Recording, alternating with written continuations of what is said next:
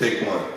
What's up, guys? How's everyone doing? This is JL Forbes, Drill Forbes, your entrepreneur's entrepreneur, the president of the Financial Freedom Fighter.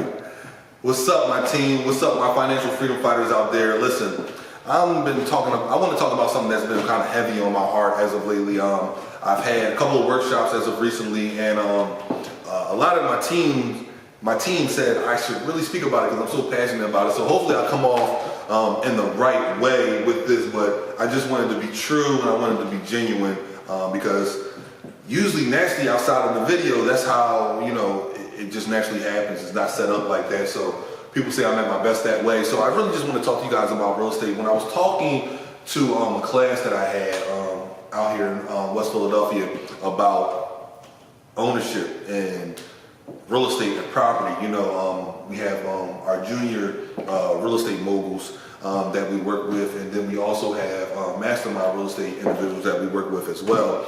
And I'm here at the hub, as you guys know, 5435 in West Philly, on the border of West Philly and Southwest Philly, and I take them outside, and when I take them outside, right behind us is a new triplex.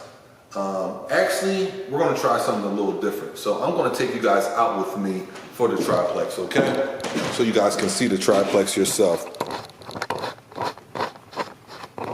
So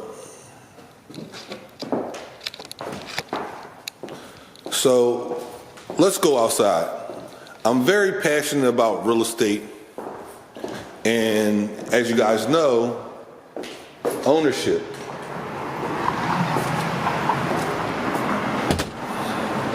Growing our community,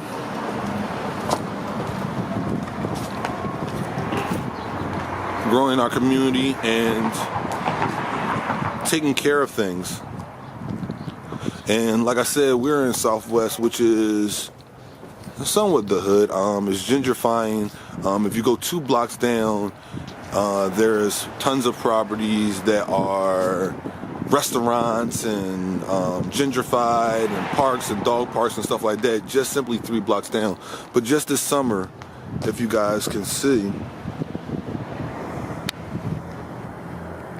zooming in on this triplex that you see. Now, does that look like that belongs there?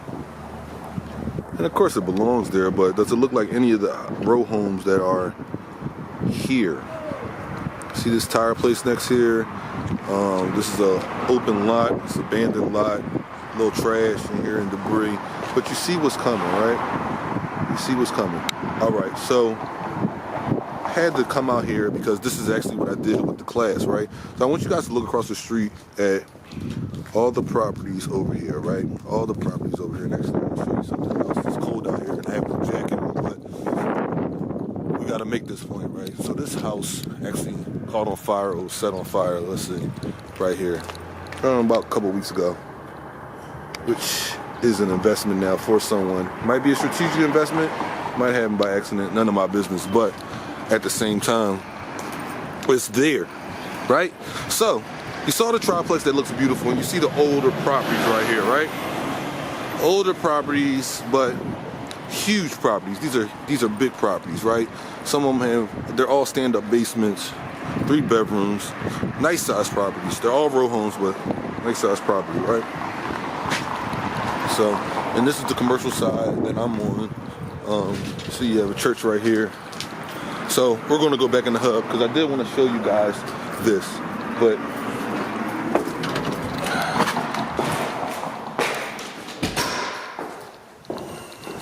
all right, so you saw the triplex, and then you saw the block that we're on.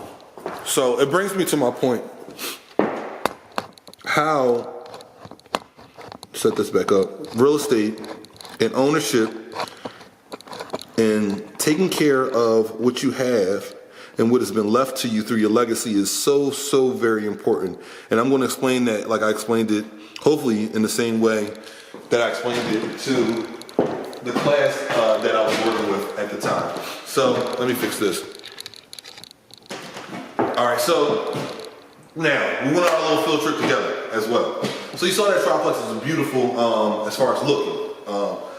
Cosmetically, I don't know Well, I do know how it's built, not built too well, but that's neither here nor there. The point I was making today was that you see all these properties lined up, right? What happens here is it's a history, right? And I don't want us to repeat the history. And the history is that similar to, because I grew up in this neighborhood, but there's a lot of communities like this in the inner city, is that my grandparents, my grandpa was in the war, you know. My grandpa died when he was 82.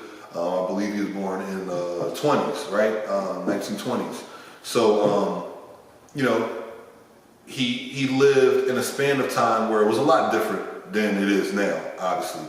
And one thing that he was able to do, and their focus was home ownership, right? And home ownership was so very important to them. You know, they had redlining, they had so many things they had to deal with. For them to just own a home was a humongous goal. And they were able to do that, some of our family members, right? And now we fast forward all the way to 2019, right? And a lot of these properties have been left to the kids or the great grandkids, right? And what is happening is that a lot of times they are paid off. Sometimes, you know, grandma, and grandpa might have refinanced, and I mean, it's their property, so okay. Especially if they did something good with it. But I mean, regardless, it's theirs. So other people have paid it all the way off, and they leave it to the kids, right? This is our wealth, guys. First and foremost, understand that this is wealth. I don't care if you have steps that you can walk through, your foot falls through. I don't care if the hot water heater isn't working anymore. I don't care if there's a hole in the front door. This is your wealth. This is the beginning of your wealth. Now, keep things in perspective. This is not a lottery ticket. 9 times out of 10, your property is not worth as much as you think it is. It's not. It absolutely is not, more than likely, right?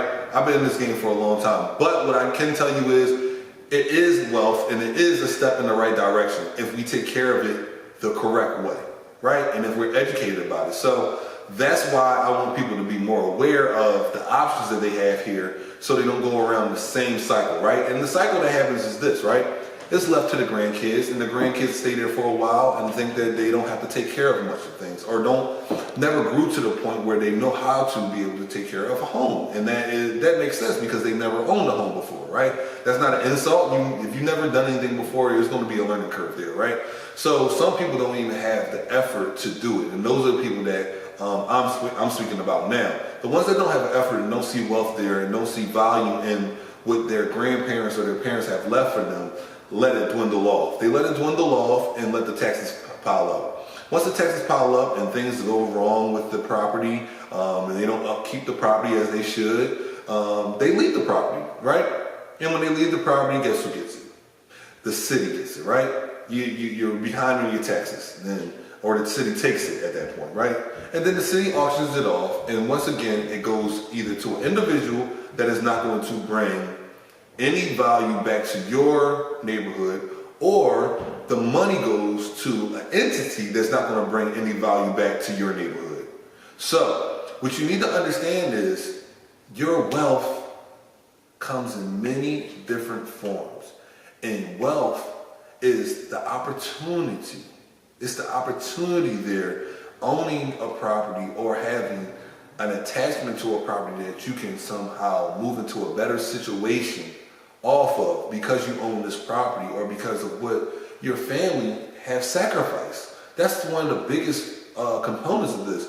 You're someone that prayed for this property, that spent tireless hours working so they could own this property, so you can live here, so you can benefit off of it, raise their kids here, spend their last to fix things, right? And this is the wealth. So now when you walk across all these properties, right, and someone else buys it, and then that lot, as we saw, as I took you outside, it becomes a triplex. And no one that is from this community, that cares about this community's well-being, and that wants to grow this community and make it better, that's not who owns that anymore. That's not who owns that. So it will be a different culture, which is okay, right? Having different cultures, interacting together is fine, right? It is. But it's not if yours isn't solidified. If yours is at detriment because of that. But that's something that you have to look in within yourself, because you have to understand that if you have this opportunity and we are aware of these things, what are we doing? What are we doing? When I walk out this building and I see 1, 2, 3, 4, all these properties are owned by the same culture right now. Every single one of these properties. If I come back 10 years from now,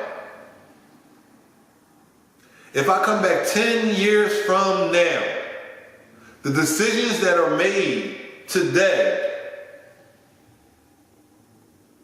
and decisions that are not made today will benefit or not benefit 10 years from now. We have to be visionaries. We have to understand what's going on. Visionaries, right? Especially when it's physically here. We're just seeing it. It's physically there. There's nothing else that looks like that around in this area. Nothing else that looks like that around this area. It's fully furnished and there's tenants in there right now. I don't know if they're college students. I don't know if they're college professors. But what I will tell you is they don't look like anybody that's in this neighborhood. How did they hear about it? Why did the people build that here? What was it? The food's better around here? What is it safer around here? It ain't gentrified all the way yet, right?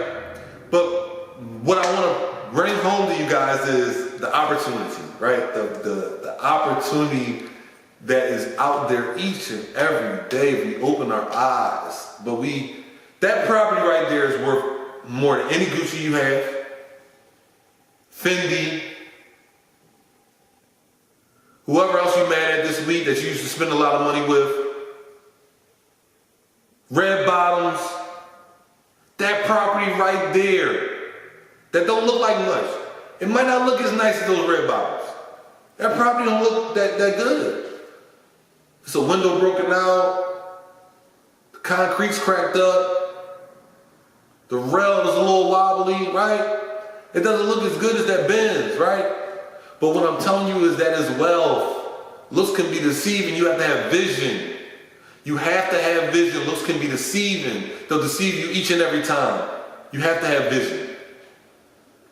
So, this real estate thing, man, this wealth thing is serious. You know, real estate is one facet to focus on wealth, but it's so many things. But the ownership, right? You guys hear me talk about all the time. Own. It's so funny because that's what Oprah channel's name. And like, what does she do? How she make her success? Own everything. I like that saying. Oprah own. You know what I mean? Gotta be Oprah own. So like, I laugh about it, but I'm so serious about it, guys. Like when I see these properties out here, man, and I'm like 10 years from now, I ride past here and I might sell this. Like I'm a businessman. If there's an opportunity there and I'm going to be able, and I think it catapult me and my family, my legacy, my culture and everything like that into another area, and I can be more effective in that area by selling this, then I have to sell it, right? That's what a businessman is. But I guarantee you something bigger and better will come from that, you know what I mean? That will impact more people. That's what I can guarantee you every single time, right? But as a businessman, I can't be attached to one thing. So I might not have this business here, right? But I guarantee you guys I will have a business. I will have something going on, bigger, better, and my sons will have something going on, right? That's my focus. I need everyone to do the same. I need everybody to be out here and focus on that ownership, knowing that, because I only have so much family, right? You know, my grandma didn't just pass away this time. My grandma passed away, early this summer, right? But she been to her house. Your grandma might have just passed away and left you a property. I need you guys to do the right things. I need you to be aware. I need you to be educated on what to do so the city doesn't get it, that doesn't care. Or somebody else that doesn't care gets it, right? That's not going to be able to affect what somebody that already cared about you did, right? That left a legacy for you did, right? They were out here on your behalf. Period. They were out here on your behalf and they're no longer here. And because they've done certain things, you are in a situation that you are in now, right? For the good and the bad. But here's the good. There's still time for you to capitalize on these things, right? Just a little bit of education, a little know-how, some resources coming together. So, I am JL Forbes, your entrepreneur's entrepreneur. I am the president of the Financial Freedom Fighters, guys. I need more financial freedom fighters. If you're on my YouTube, please click subscribe. Go down there, you'll see all of my information on a regular basis, guys. I'm just trying to give you guys value. Open your eyes to different things, different perspectives, link with you guys. Of course, I have not tons of businesses, but I have courses. I've partnered with the Executive Director of American Grant Writer Association, Dr. John Porter. I can help you with grant writing, business credit, get business financing, venture capitalists, angel investors, putting together a business plan, marketing, digital, all those good things. We have companies, our company, Entrepreneur Direct, does those things. I have a nonprofit, Philanthropy, where we work with the youth between the ages of 13 and 17 on financial education skills. We do all those things, but you can find that out on my websites. It's a bunch of areas where you can find that out at. If anything in this video, guys, take advantage of what the other people that were here before you sacrificed for and thought was so important. You don't have to do it in the same way. You don't have to do it in the same way. But what they left here was a stepping stone for you to do it a different way. And if you don't understand the premise of where it came from, you're not going to understand where to go. All right? I am JL Forbes, your entrepreneur's entrepreneur. Just sending love and good vibes out. Every time I speak, I want the truth to come out. You know what I'm saying? Every time I speak, I want to shiver. You know, I don't want them to be like, they know what I'm going to say because it's polite. They know what I'm going to say. And even if I get in trouble, you know what I'm saying? Ain't that what we're supposed to do? I'm not saying I'm going to rule the world or I'm going to change the world. But I guarantee that I will spark the brain that will change the world. And that's our job, is to spark somebody else watching us. We might not be the ones, but let's not be selfish. And because we're not going to change the world, let's not talk about how we should change it. I don't know how to change it, but I know if I keep talking about how dirty it is out here, somebody can clean it up.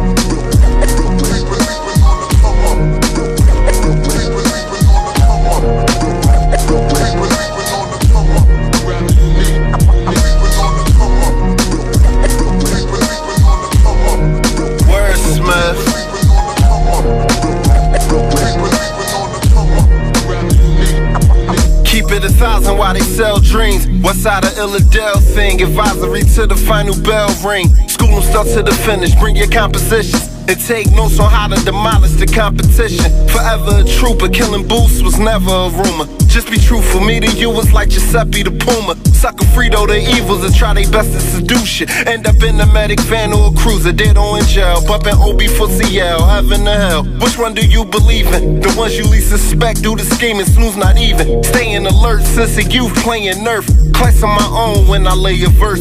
This ain't rehearsed, this is second nature, never been a hesitator. Doing that, I wait a second later, destined for success. I'm being me and not them, legend on the MIC, I've been a fiend since Rakim. Wordsmith.